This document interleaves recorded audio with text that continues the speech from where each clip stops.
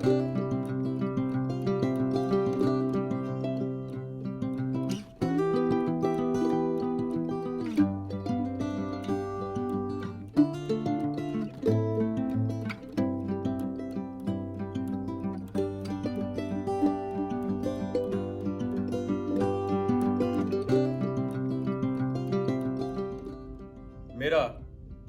उन्फुआने शबाब था जब मेरा दिल लज्जत दर्द से मानूस हुआ। कुछ दिनों तक मशके सुखन करता रहा और रफ्ता रफ्ता इस शौक ने महवियत की सूरत अख्तियार कर ली। सारे दुनियावी ताल्लुकात से मुंह मोड़कर मैं अपने हुस्न फिक्र की पनाह में आ गया।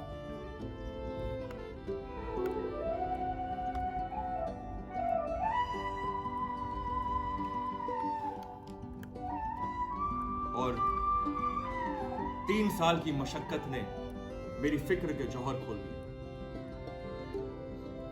कभी कभी मेरा कलाम असातिज़ा के मशहूर कलाम से टक्कर खा गया।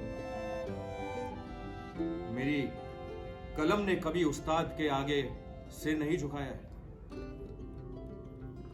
मेरा ख्याल एक खुर्द पौधे की तरह कता व बरीद की कैदों से आजाद होकर नशो नुमा पाता रहा। और मेरे ख्याल का अंदाज तो बिल्कुल निराला था। मैंने अपनी शायरी को फारस से बाहर निकालकर यूरोप तक पहुंचा दिया। यह मेरा अपना रंग था। इस मैदान में ना ही कोई मेरा रकीब था, ना हम असर। बावजूद इस शायराना महवियत के मुझे मुशायरों की वाह वाह और सुभान अल्लाह से नफरत थी। हाँ, अहले ज़ौक़ से बिना अपना नाम बताए कभी कभी मैं अपने हुस्नो कबा पर बहस कर लिया करता था। गो मुझे दावाए शायरी न था, मगर रफ्ता रफ्ता मुझे शोहरत से न्यास होने लगा। और जब मेरी मसनवी दुनियाए हुस्न शाये हुई, तब दुनियाए अदब में हलचल मची। शुराए सलफ ने सुखन फहमों की बुखल दाद में दफ्तर के दफ्तर सिया कर दी। हालांकि मेरा तजुर्बा इससे बिल्कुल बरक्स था। मेरा यह ख्याल था कि मेरे कदरदानों की ये फयाजी दिगर शोहरा के पस्ती फिक्र की दलील है। यह ख्याल बड़ा हौसला शिकन था। बहरहाल जो कुछ हो, दुनियाए हुस्न ने मुझे कलमो सुखन का बादशाह बना दिया। मेरा नाम हर एक के जबान पर था और मेरा चर्चा हर एक अखबार में। शोहरत अपने साथ साथ दौलत भी ले आई। उस वक्त मेरी जिंदगी एक दिल आवेज नगमा थी। वो एक शीरो शक्कर की धार थी जो पुरसुकून रवानी के साथ सायादार दरख्तों के बोसे लेती थी, मीठे सुरों से गाती थी, किसी नामालूम मंजिले मकसूद की तरफ बढ़ती चली जाती थी। मुझे बगैर फिक्र सुखन के और कोई शुगल न था। बसा औकात बैठे बैठे रातें बीत जाती और जब कोई फड़कता हुआ शेर मेरी कलम से निकलता तो मैं फरत मुसरत से उछल पड़ता। अक्सर मगरिबी अदीबों की तरह मेरा भी यही ख्याल था कि सौदाए सुखन और सौदाए हुस्न में बड़ा बैर है। अब मुझे अपनी जबान से कहते हुए नादिम होना पड़ रहा है कि मुझे अपनी तबीयत पर जोर न था।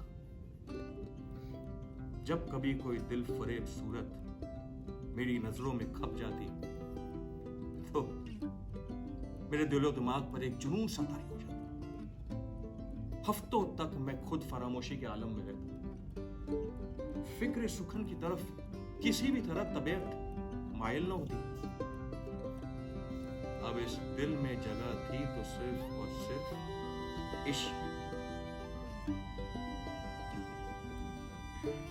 हंसी औरत मेरे लिए खुशरंग और कातिल नागिन थी, जिसे देखकर आंखों को खुशी तो मिलती है मगर दिल खौफ से सिमट उठता है। खैर, दुनियाए हुस्न शाये हुए 2 साल गुजर चुके थे।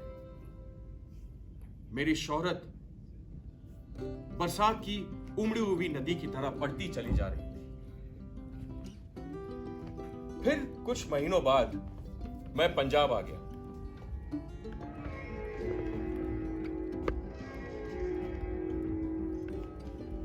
और पंजाब में पहुंचकर मैंने यहां एक मैगजीन निकाली जिसका नाम था नैरंग। नैरंग के निकलते ही मुझ पर एक हैरत अंगेज और खातिर शिकन तजुर्बा हुआ। खुदा मालूम क्यों मेरे दिलो दिमाग पर, मेरी तबीयत पर, मेरी फिक्र पर एक पर्दा सा पड़ गया था। घंटों में तबीयत पर जोर डालता मगर कोई ऐसा शेर न निकलता जिससे मेरा दिल फड़क। अक्सर झुंझला कर बैठ जाता, कागज फाड़ डालता और सोचने लगता कि क्या मेरी शायराना कुव्वत का खात्मा हो गया है। मैंने एक डॉक्टर से मशवरा किया और बाकी तमाम डॉक्टरों की तरह उसने मुझे अपनी आबो हवा को तब्दील करने की राय दी। तो मैं नैनीताल चला आया।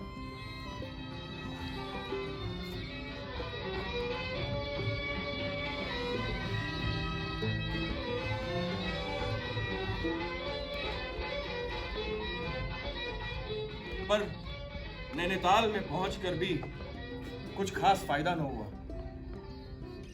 आखिर थक हार कर मैंने अखबारों में खबर उड़ा दी कि मेरा इंतकाल हो गया। बस फिर क्या था, मेरे बारे में लंबे लंबे आर्टिकल लिखे जाने लगे, मेरी खूबियों के बारे में, मेरी राइटिंग के बारे में। मेरे एक दोस्त है जिन्हें मुझसे गहरे मरासिम का दावा है। उन्होंने मुझे शीशा व सागर का शैदाई बतला दिया। वो जब कभी मुझसे मिलने आते तो उन्हें मेरी नजरें नशे से सुर्ख मालूम। बहरहाल जो कुछ भी हो, फिर कुछ दिनों बाद मैं वहां से अजमेर आ गया और अजमेर में मैं घूमता घूमता एक पब्लिक लाइब्रेरी में आ गया।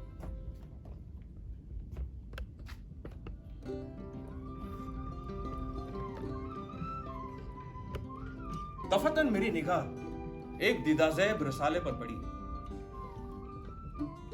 जिसका उन्वान था कलामे अख्तर।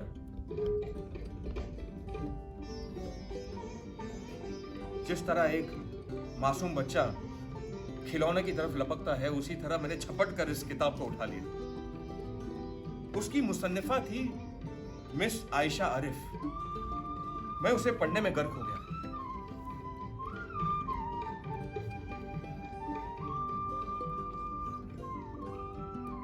उसने मेरी कितनी तारीफ की थी और जहां जहां मुझे दाद दी वहां उसने मोती बरसा दिए थे।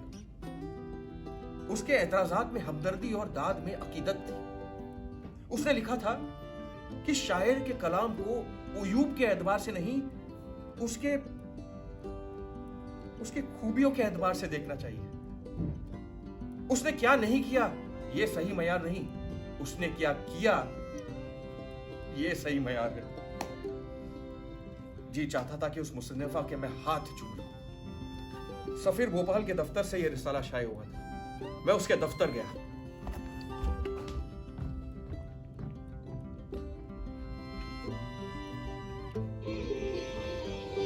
और तीसरे ही दिन मैं मिस आयशा आरिफ के खूबसूरत बंगले के बाहर हरी हरी घास पर टहल रहा था।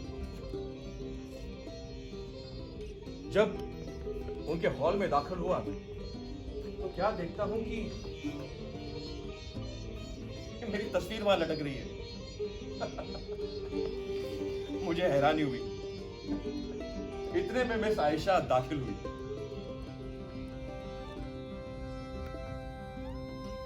आप अख्तर मरहूम के अजीजों में हैं?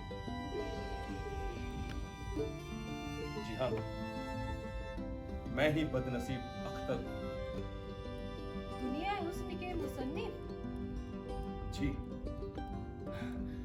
माफ कीजिएगा, अखबारों में आपके बारे में बहुत ही बुरी खबर छपी थी। आपकी कलम और जबान से दाद पाने की इससे बेहतर सूरत और कोई नजर नहीं आता। मुझे और इस तनकीद के लिए मैं ऐसी कई कई मौतें मर सकता हूँ। मुझे दिखावा पसंद नहीं। क्यों? डॉक्टर के पास इसका इलाज नहीं है? अब मसीह के सिवा इस मर्ज की शिफा और किसी के हाथों में नहीं। मसीह चौथे आसमान पे रहते हैं। रूहों से चौथा आसमान ज्यादा दूर नहीं। जी आप बैठिए, मैं आपके नाश्ते का इंतजार करती